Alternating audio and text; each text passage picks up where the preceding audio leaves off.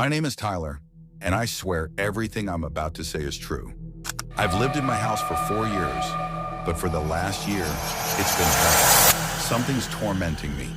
Whether it's a demon or a poltergeist, I don't know. Every night, as I drift off, it pulls my arms and legs, twists my head, and burns my nose with gas. My bed vibrates, and I feel like it's yanking me out of my sleep, only to push me back down. It slams doors, hisses outside my room, and torments my family too. Last night, it even made me go deaf for a few seconds. I'm so exhausted. I swear I don't know how much longer I can take it. And then last night I saw it, standing in the corner, watching me.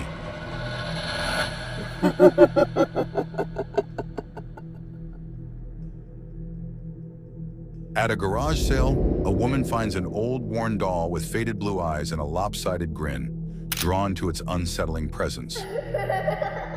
That night, faint noises break the silence.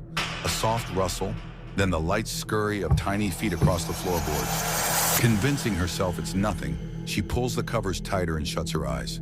By morning, faint red marks crisscross her arms, as if tiny hands had brushed her skin while she slept.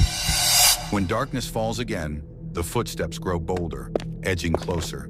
In the stillness, a raspy whisper rises from the doll on the dresser. "I've been waiting for you."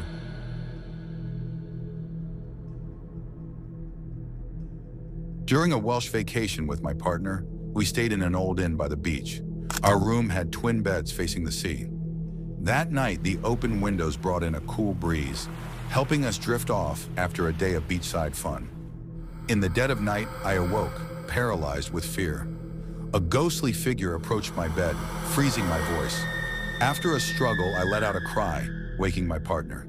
The figure vanished, leaving me trembling. At breakfast, I recounted the event, learning the inn was haunted. Some believed the ghost thought I was a fire victim, tugging my blanket.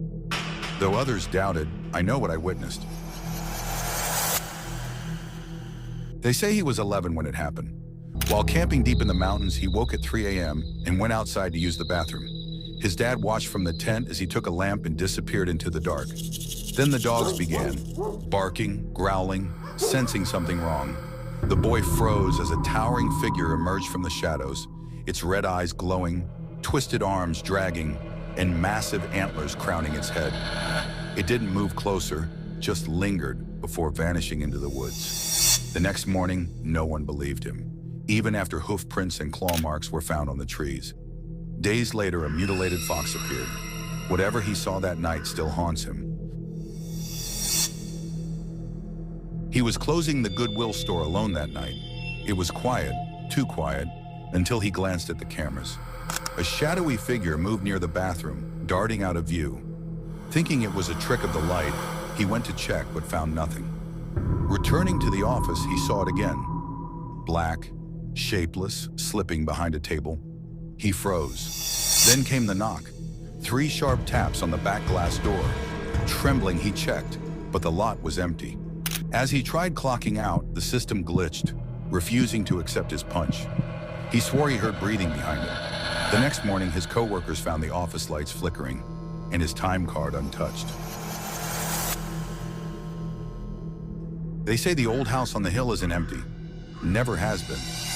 A few years back, a caretaker moved in to look after the elderly woman who'd lived there for decades. At first, it was whispers. She heard them outside a heavy wooden door in the east wing. When she opened it, they stopped. But after that, she always felt watched. The basement was worse.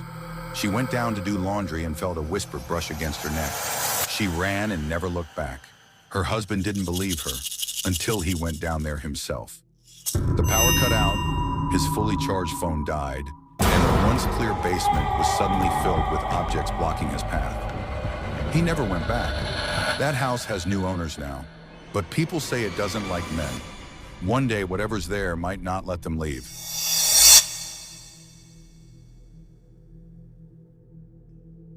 You know, Tyler, the security guard, had a chilling experience last December 17th, 2024, around 9 p.m.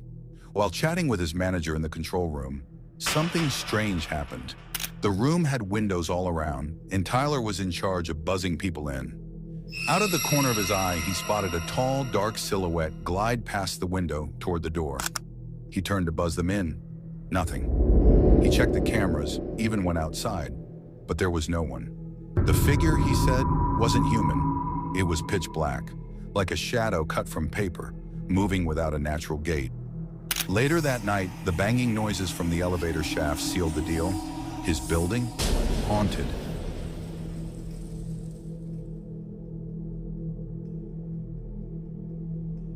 Max noticed something strange near his house. Each night, a faint light flickered through the trees like a lantern. He thought it was kids, but it happened every night. Whenever he checked, there was nothing but silence and darkness. In daylight, Max sometimes saw a pale, still figure watching from the woods. It wasn't human. Friends called him paranoid, but he felt it was waiting. Last night, the light returned, closer than ever. Frozen at his window, Max watched as it moved toward the house. It wasn't holding the light, it was the light. In the morning, he's gone, and the woods are silent again. What if the noises aren't just in your head?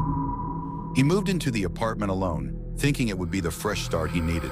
But every night, around 3 a.m., he'd hear a faint rattling from the closet. At first, he dismissed it, telling himself it was just the house settling. But one night, unable to sleep, he decided to check. The closet door was ajar, creaking slowly. He stepped closer, his heart pounding in his chest. The scratching began, low and sharp, like nails dragging against wood. His breath caught as a cold, clammy hand brushed against his arm. He spun around, but the room was empty. The scratching intensified.